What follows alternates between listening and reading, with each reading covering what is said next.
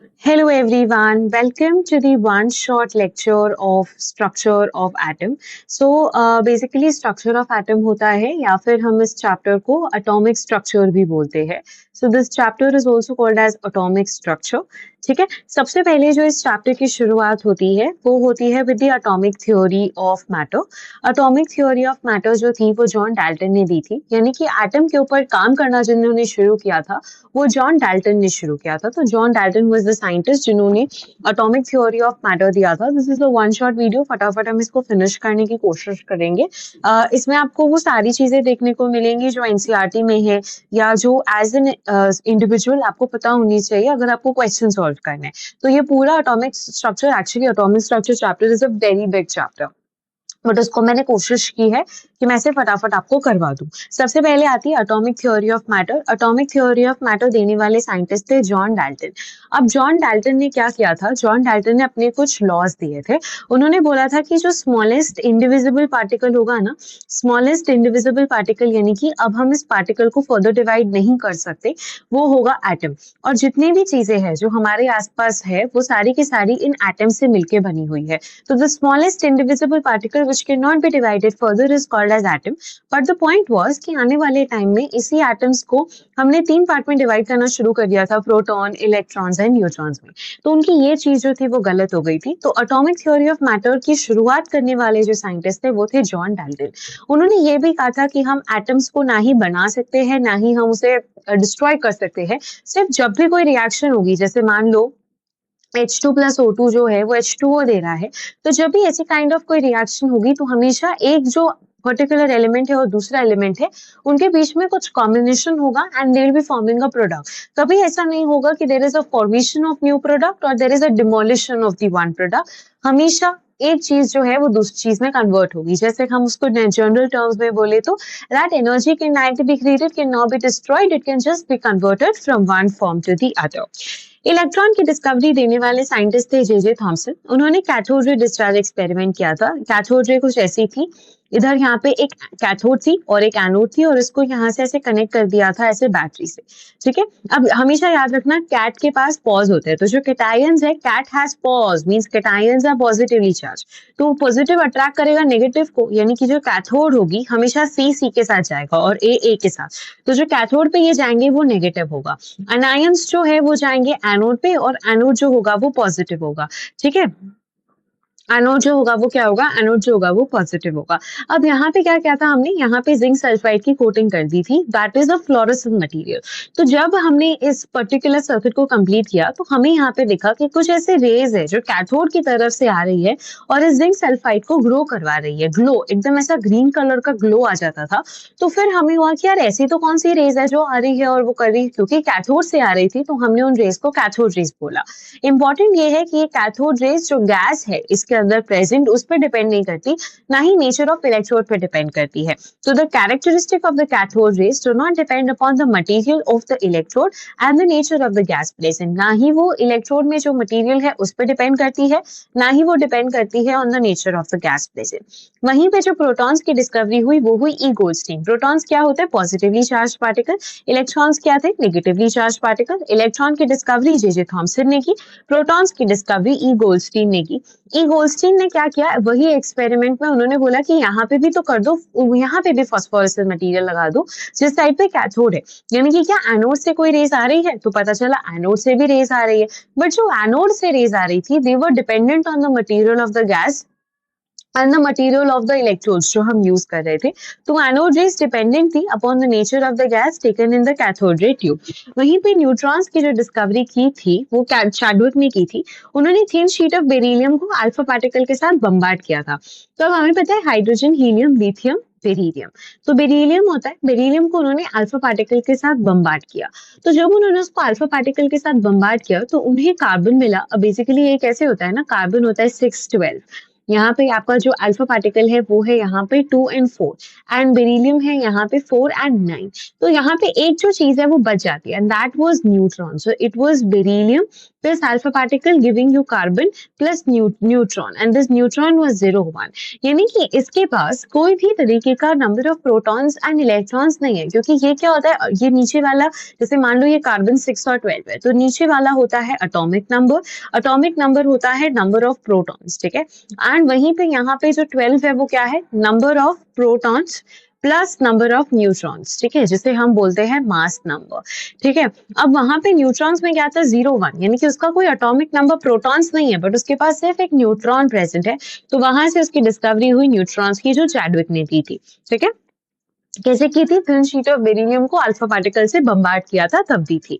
फिर आया Thomson's model of an atom. Thomson's का जो हम मॉडल ऑफ एन एटम पढ़ते हैं वो है Thomson's plum pudding model of an atom, ठीक है। तो यहाँ पे जो मॉडल है जो हम कंसिडर कर रहे हैं वो है थॉमसन का plum pudding model. Plum pudding model कैसे होता है, यानी कि उन्होंने ऐसे बोला कि मान लो आपने पुडिंग बनाई है और पुडिंग में आपने कोई ड्राई फ्रूट्स डाले हैं, बस ऐसा ही होता है एटम भी, जिसमें पुडिंग जो है, जो आसपास का जो आपको दिख रहा है वो आपका क्या हो जाएगा, पॉजिटिवली चार्ज, और ये जो ड्राई फ्रूट्स है जो बीच बीच में आ रहे हैं वो आपके नेगेटिवली चार्ज होंगे, और इस तरीके से पॉजिटिव और नेगेटिव एक दूसरे को बैलेंस करके चलेंगे। बट ये बहुत गलत मॉडल था, क्योंकि स्टेबिलिटी ऑफ द मॉडल उन्होंने एक्सप्लेन की ही नहीं थी। फिर आया रदरफोर्ड। रदरफोर्ड ने अपने एक्सपेरिमेंट को किया था, उन्होंने किया था गोल्ड फॉइल एक्सपेरिमेंट, यानी कि अल्फा पार्टिकल स्कैटरिंग एक्सपेरिमेंट वो समथिंग जो रदरफोर्ड ने परफॉर्म किया था। अब देखो ये सारी चीजों पे मैं इंपॉर्टेंस क्यों दे रही हूँ, क्योंकि structure of atom I know is full of formulas, but ये इंट्रोडक्शन है जो एनसीईआरटी में दिया हुआ है। Generally we tend not to read NCERT, और उसमें ये इंट्रोडक्शन वाला पोर्शन भी मिस हो जाता है, इसीलिए वो पोर्शन आपका रिवाइज हो जाए, at least you know the basics. मैं आपको ये सब बता रही हूँ, ठीक है। आई होप यू अंडरस्टैंड। रदरफोर्ड ने अपने पेनिट्रेटिंग पावर में रदरफोर्ड ने अल्फा पार्टिकल स्कैटरिंग एक्सपेरिमेंट किया था। उन्होंने कैसे किया था, उन्होंने कैसा चेंबर लिया था और यहाँ पे कैसी रे बनाई थी, और यहाँ पे एक अल्फा पार्टिकल को रखा था, हीलियम, डबली चार्ज हीलियम न्यूक्लियस, यहाँ पे गोल्ड फॉइल थी, और ऐसे वो यहाँ से चीजें जो है वो जा रही थी। तो मोस्टली जो चीजें थी ना वो ऐसे सीधे सीधे ही चली गई, right, they didn't deviate. Less than 1%, less 92% जितनी जो चीजें थी ना वो स्ट्रेट ट्रैवल कर गई, उनका कोई डेविएशन नहीं हुआ। अब बाकी की जो 8% थी उनका या तो 90 डिग्री से ज्यादा डेविएशन हुआ या 90 डिग्री से कम का डेविएशन हुआ।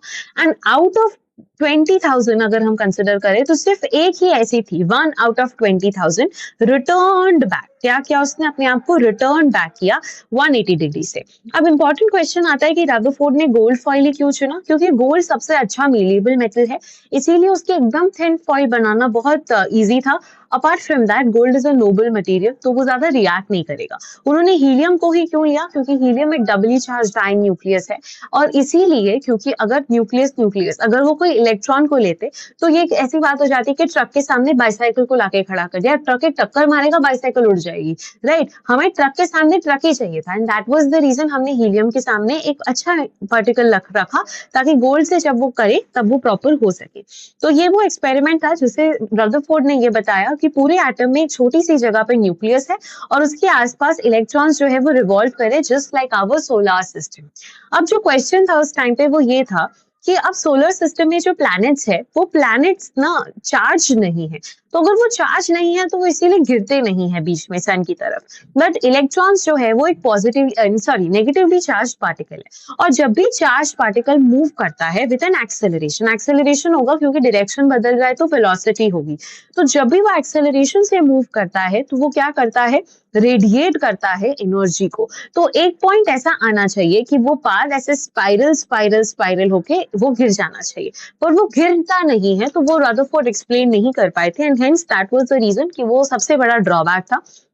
ना ही रदरफोर्ड हाइड्रोजन स्पेक्ट्रम को एक्सप्लेन कर पाए थे। ये जो मैंने यहाँ पे आपको दिखाया है emission spectrum and absorption spectrum, उसके बारे में भी रदरफोर्ड ने कुछ नहीं बताया था। तो ये था रदरफोर्ड का एक्सपेरिमेंट। रदरफोर्ड के एक्सपेरिमेंट में इंपॉर्टेंट ये है कि पेनिट्रेटिंग पावर जो उन्होंने निकाली थी वो गामा, फिर आपकी एक्स रेज, फिर आपकी बीटा रेज एंड फिर आपकी अल्फा रेज की थी। याद रखना, गामा की ज्यादा, फिर बीटा की, फिर अल्फा की। फिर आती है मैक्सवेल्स इलेक्ट्रोमैग्नेटिक थ्योरी, जो मैंने कहा कि इलेक्ट्रॉन जो है वो एक स्पाइरल पाथ फॉलो करेगा rather than following a circular path, अगर उसको गिरी जाना है तो, ठीक है। So that is what it is going to be. So that is my Maxwell's theory कि अगर वो जा भी रहा है तो वो रिवॉल्व करेगा। तो वहीं पे मैक्सवेल की थ्योरी को प्रूव करने के लिए आइंस्टीन ने अपना इक्वेशन दिया। आइंस्टीन ने अपना इक्वेशन दिया और वो इक्वेशन क्या था?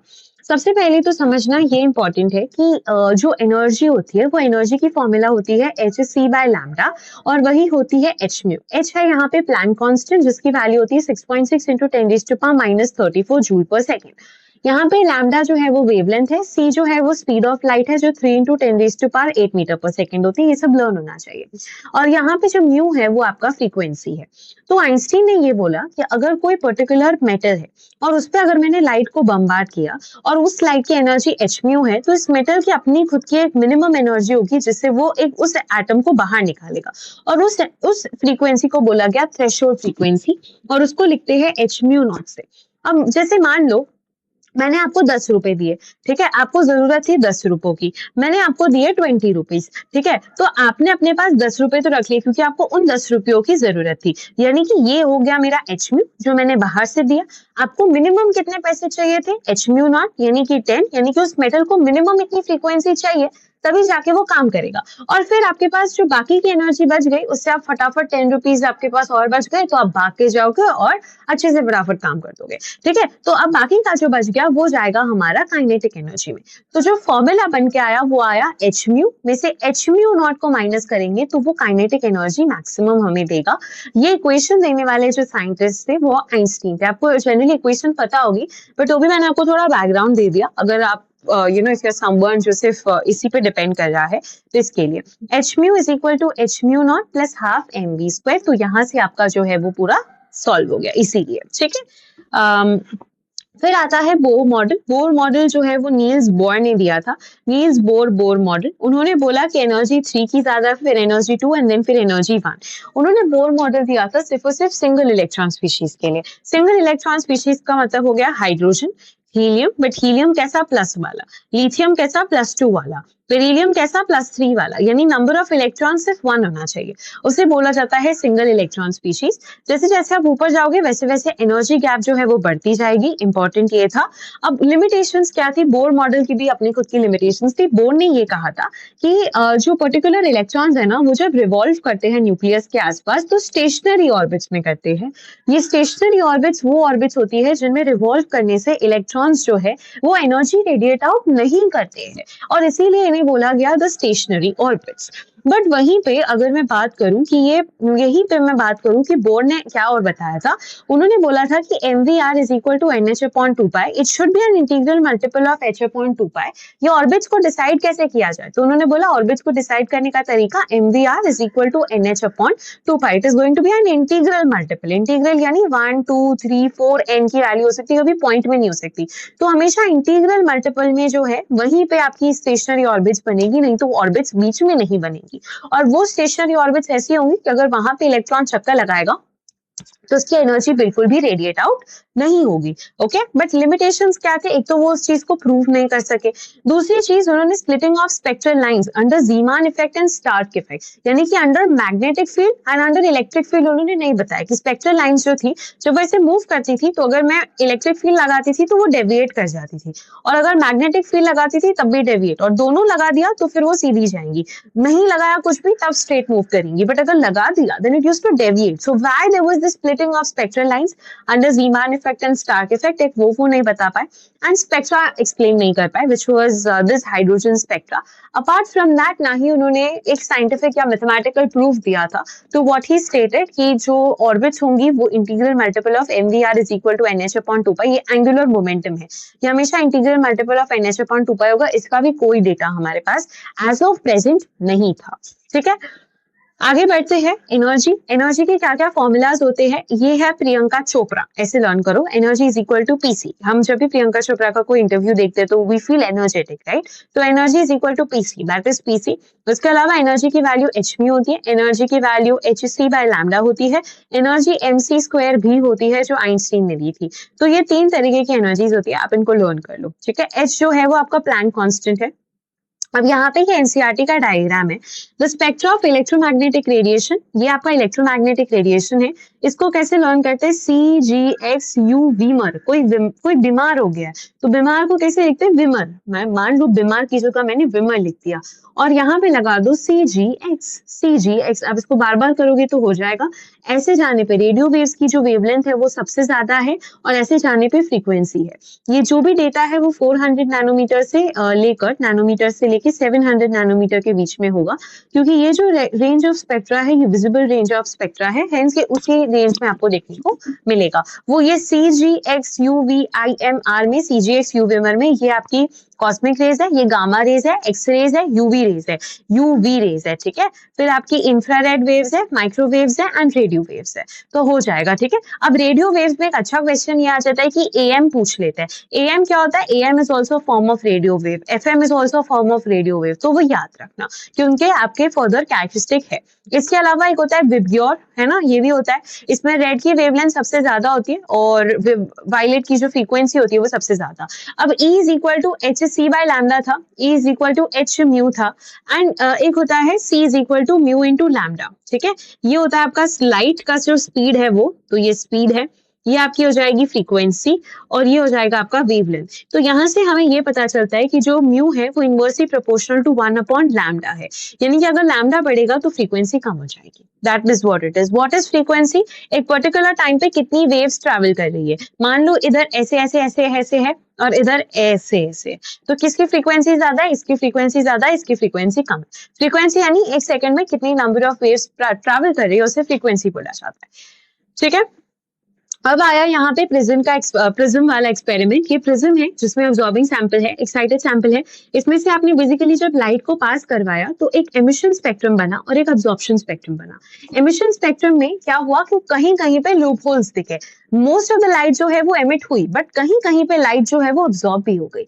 इंक्रीजिंग वेवलेंथ में यहाँ अब्जॉर्प्शन स्पेक्ट्रम में क्या हुआ? अब्जॉर्ब तो हुई बट कहीं कहीं पे एमिट हो गई, यानी अगर 100% अब्जॉर्प्शन होना था तो हुआ सिर्फ 80%। और ऐसा क्यों हुआ? That was a question which was not explained by any person as of now.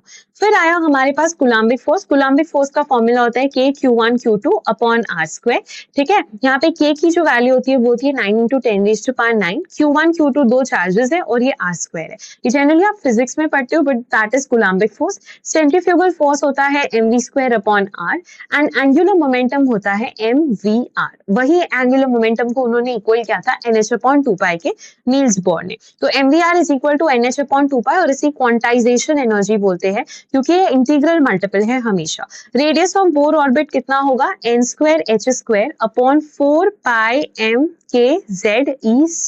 इसको लर्न कर लेना बिकॉज ये बहुत इंपॉर्टेंट है। n² upon 4πm(k)z(e²). अगर रेडियस लर्न कर लोगे तो वेलोसिटी और ई निकाल पाओगे। जनरली इस पर्टिकुलर तरीके से कोई पूछता नहीं है बट कोई भरोसा नहीं है क्या कब आ जाए, so you have to be prepared for everything, so learn it, okay. Better is to learn it. अब ये आया कैसे? हमने K(Q1Q2) upon R square coulombic force को एंगुलर मोमेंटम की इक्वल किया और जब हमने उसको सॉल्व किया तो we got 0.529 n² upon z angstrom. ये एक तरीका है जिससे हम किसी भी चीज का रेडियस निकाल सकते हैं। n क्या है यहाँ पे? n जो है वो नंबर ऑफ ऑर्बिट है कि किस ऑर्बिट में वो इलेक्ट्रॉन मूव कर रहा है और z जो है वो यहाँ पे एटॉमिक नंबर है। लेट अस कंसिडर हाइड्रोजन की थर्ड ऑर्बिट में पर्टिकुलर एटम मूव कर रहा है तो n² अपॉन z होगा, यानी कि 3 3 9 अपॉन 1 होगा क्योंकि हाइड्रोजन का एटॉमिक नंबर वो होता है into 0.529 एंगस्ट्रॉम। तो ये मुझे रेडियस दे देगा उस पर्टिकुलर ऑर्बिट का, ठीक है। इस तरीके से वेलोसिटी ऑफ एन एटम क्या होती है? mvr is equal to NH/2π। अब आपको r की वैल्यू पता है n²h² अपॉन 4πm(k)z(e²). अब आप इसकी वैल्यू यहाँ पे पुट कर दोगे ना तो आपको यहाँ से वेलोसिटी मिल जाएगी। mvr is equal to NH/2π which is 2.18 × 10⁶ z upon n, ठीक है। टाइम पीरियड कितना होता है? टाइम पीरियड होता है 2πr अपॉन v, बट आपको सिर्फ एक फॉर्मूला लर्न करना है which is n³ upon z²। मान लो अगर आपको बोला जाए कि पर्टिकुलर इलेक्ट्रॉन है जो इस ऑर्बिट फोर्थ ऑर्बिट में मूव कर रहा है और लिथियम का है, तो hydrogen helium lithium atomic number third, तो आप इधर लगाओगे इसका टाइम पीरियड कितना होगा? n³ upon z²। n³ हो जाएगा 64 एंड z² हो जाएगा आपका 9, तो 64/9 which is going to be कितना होगा? ये जो आपका आंसर आएगा वो आप यहाँ पे पुट कर दोगे, ठीक है। तो that is going to do it 7 point something आएगा, ठीक है। तो ये टाइम हो गया। टाइम के लिए क्या याद रखोगे, n³ upon z square. Energy of an atom कितना होता है उसको निकालने का तरीका kq1 q2 upon r square is equal to mv square upon r।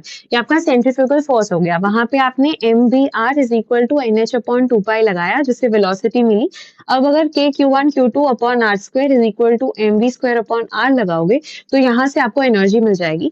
जो एनर्जी होती है वो कितनी होती है, -13.6 z square upon n square. मान लो अगर ट्रांजिशन हो रहा है, कोई एक इलेक्ट्रॉन है जो n1 से n5 पे जा रहा है और मुझे ये निकालना है, तो यही हो जाएगा -13.6 n square under root of 1 upon n1 square minus 1 upon n2 square.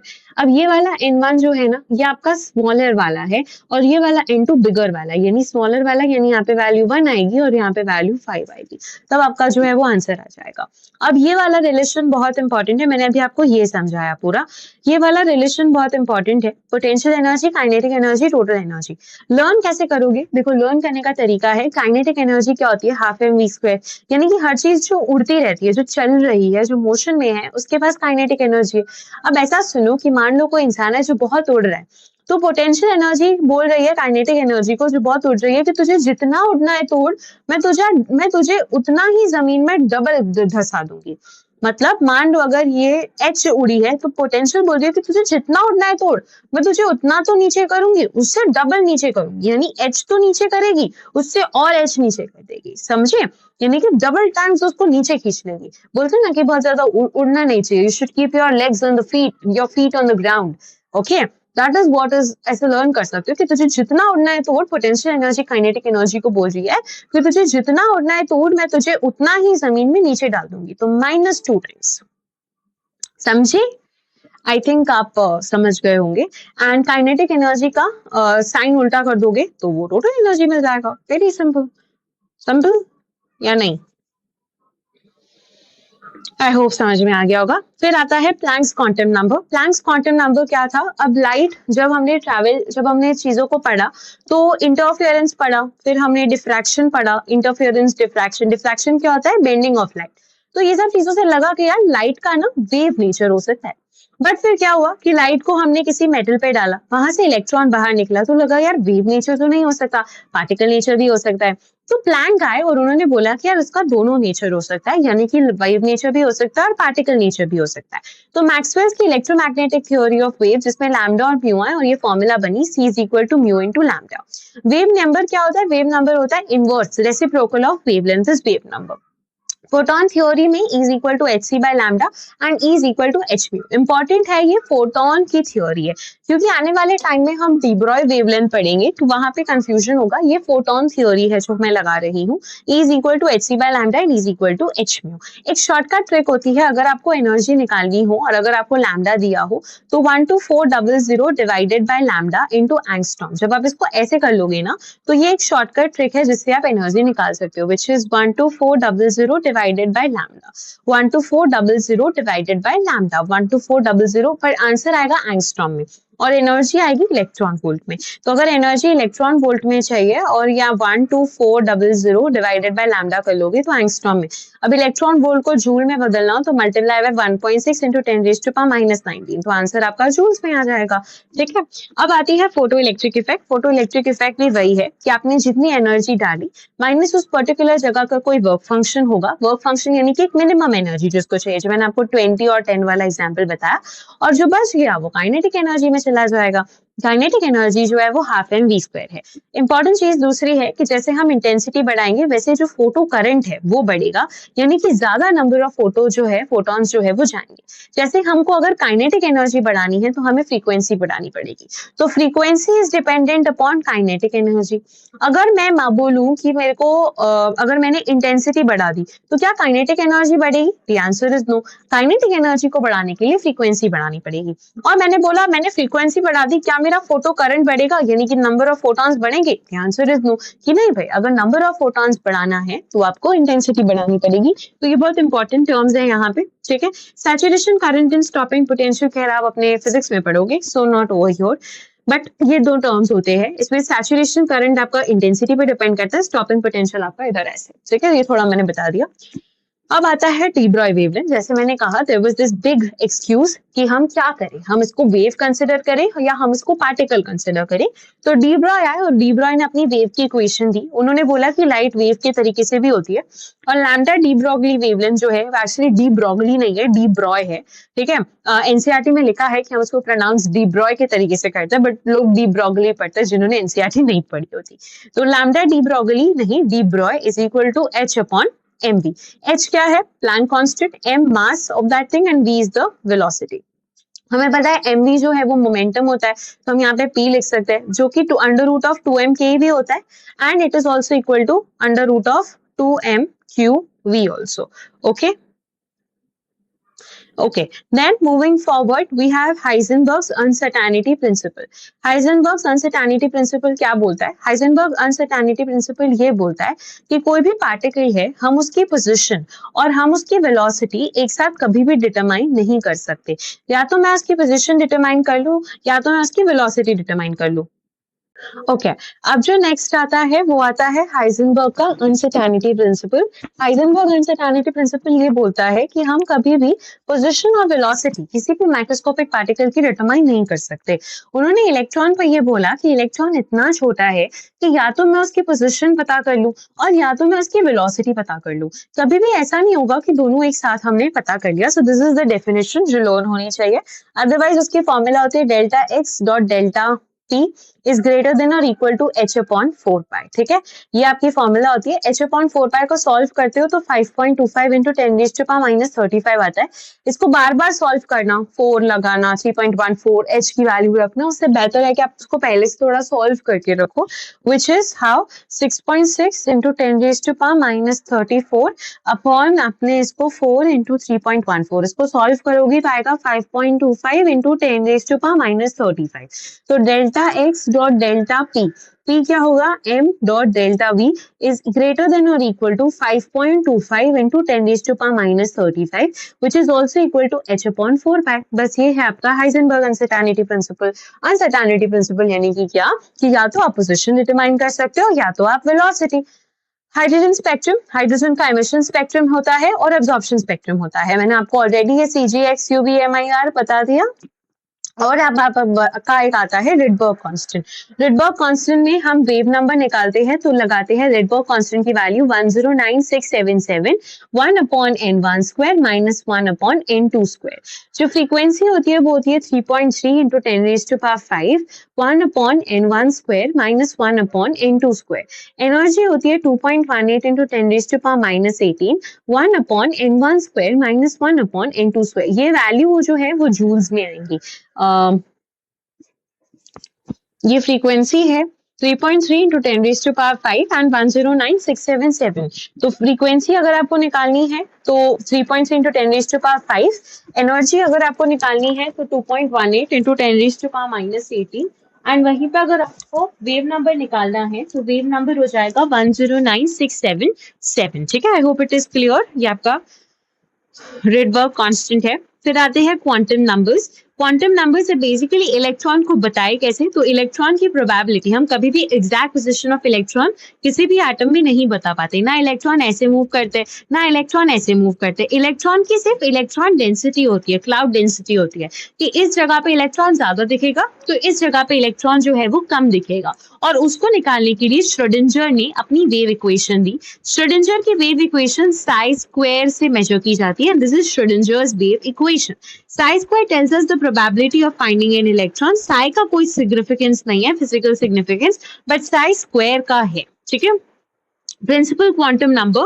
Principal quantum number में आपके पास शेल्स होते हैं। अब देखो यहाँ पे आपके पास शेल होते हैं, उन शेल्स में आपके पास ऑर्बिट्स होते हैं, उन ऑर्बिट्स के अंदर आपके पास ऑर्बिटल्स होते हैं और उन ऑर्बिटल्स के अंदर आपके पास इलेक्ट्रॉन्स होते हैं। प्रिंसिपल क्वांटम नंबर जो होता है उसमें K L M N O shell है।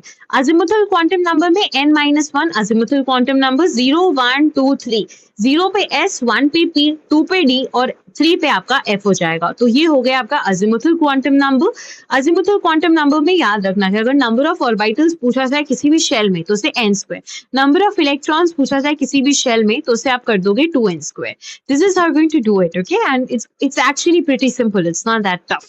Okay, after that we have angular momentum. Angular momentum जो होगा, ऑर्बिटल एंगुलर मोमेंटम, वो होगा under root of l plus one h upon two pi. H upon two pi bracket के बाहर है तो ये इंपॉर्टेंट है, यानी कि अगर मान लो 2s है तो यहाँ पे n2 हो गया और आपका जो l है वो 0 हो गया। क्यों? क्योंकि S P D F rule होता है, तो S0 P1 D2 F3, ठीक है।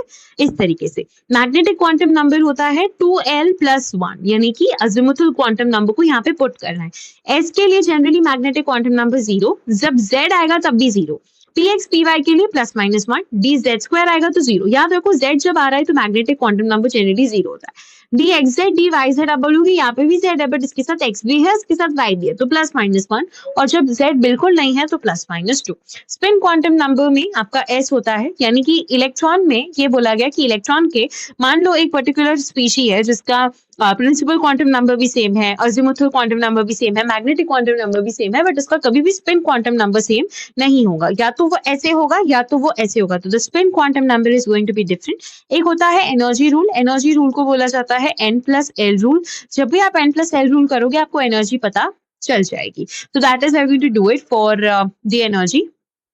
S प्लस एस, अब अगर आपको पूछा जाए स्पिन एंगुलर मोमेंटम कितना होगा, तो वो होगा S प्लस 1 H अपॉन 2 पाई। अगर आपको पूछा जाए मैग्नेटिक मोमेंट कितना होगा, तो मैग्नेटिक मोमेंट होता है N प्लस 2 बोर मैग्नेटॉन। ये जो है ना N, ये N है आपका एक्चुअली में number of unpaired electrons. Number of unpaired electrons.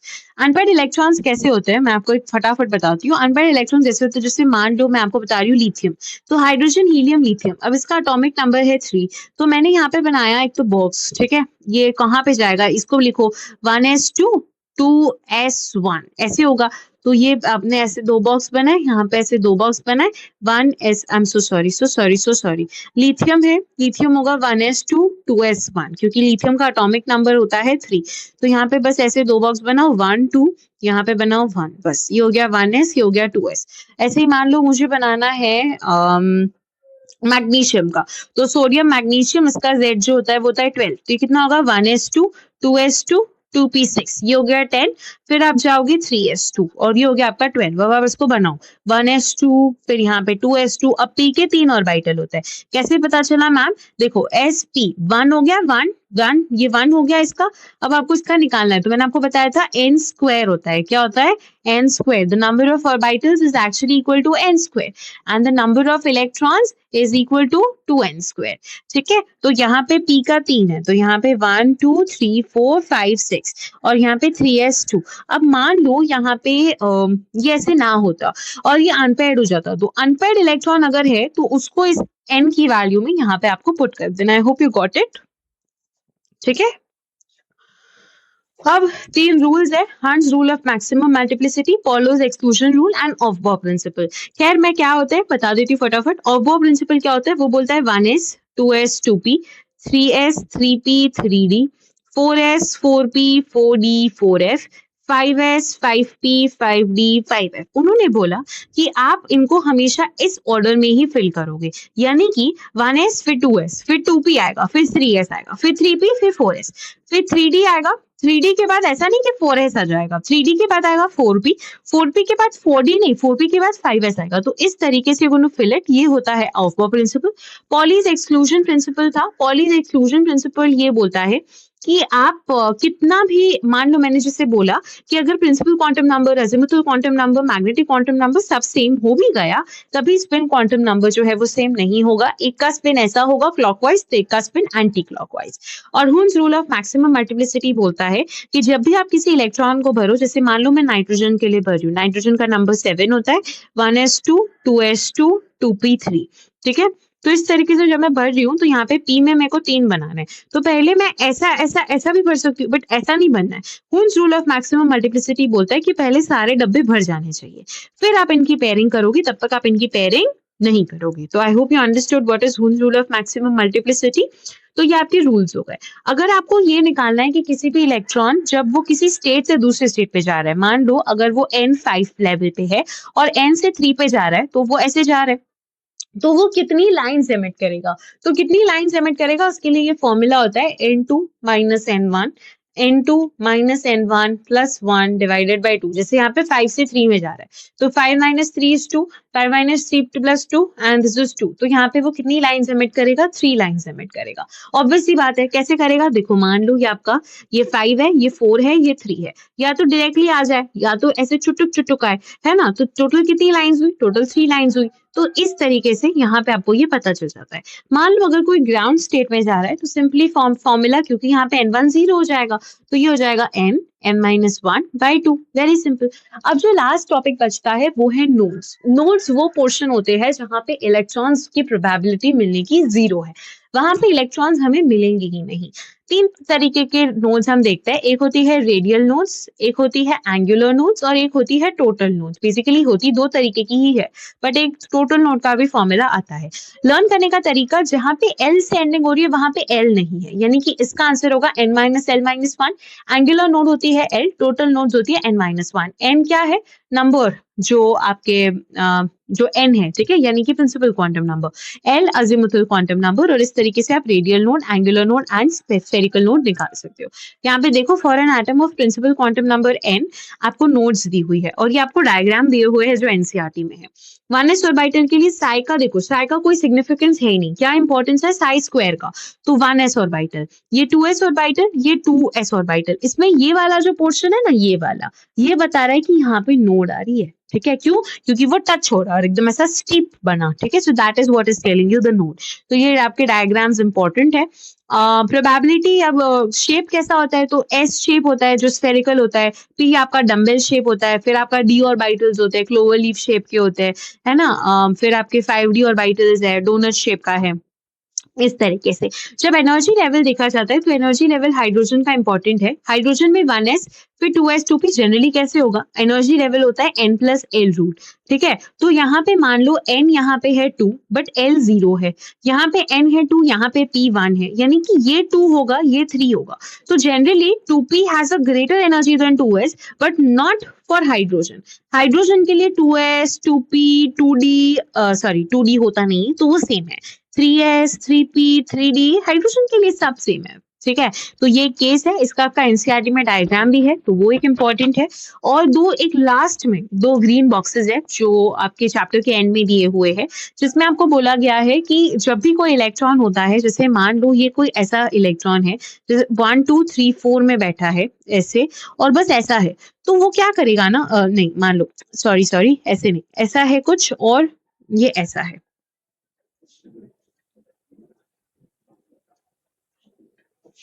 ठीक है, तो ये क्योंकि ये हाफ फील्ड ऑर्बिटल है, तो हाफ फील्ड ऑर्बिटल की अपनी खुद की एक अलग स्टेबिलिटी होगी. ठीक है, और जब भी इलेक्ट्रॉन ऐसे हाफ फील्ड ऑर्बिटल में होगा, मान लो एक ऐसा भी है ना, तो वो क्या करेगा, इस इलेक्ट्रॉन को यहाँ पे भेज देगा कि नहीं, मुझे हाफ फील्ड रहना है ताकि मैं स्टेबिलिटी में रहूं. तो एक हाफ फील्ड ऑर्बिटल की स्टेबिलिटी आती है. Full filled orbital, neon gases, neon है ना, इनमें सारे ऑर्बिटल फुल फील्ड होते हैं. जितने भी नोबल गैसेस है उनमें सारे ऑर्बिटल फुल फील्ड है. इसीलिए जैसे मान लो हीलियम, हीलियम कौन से नंबर पे? 2 नंबर पे. एस पूरा फुलफिल्ड है. नियॉन, नियॉन कौन से नंबर पे? 10 नंबर पे. 1s2 2s2 2p6 सारे ऑर्बिटल्स फुलफिल्ड है. तो इसीलिए इनके पास एक फुलफिल्ड ऑर्बिटल है जिनके वजह से इनके पास स्टेबिलिटी बहुत ज्यादा है. So that was what it was. यहाँ पे आपको और कुछ प्रोबेबिलिटी डेंसिटीज है 1s एंड 2s की रेडियल नोड्स के, कि कहाँ कहाँ नोड्स है. So that was all for this chapter of yours, which was atomic structure, which was the structure of atom. हमने बहुत सारी चीजें cover की. I also went up with the NCERT topics. I hope you understood the lecture. We'll be meeting in the next lecture. Till then, keep learning. Take care. Bye bye.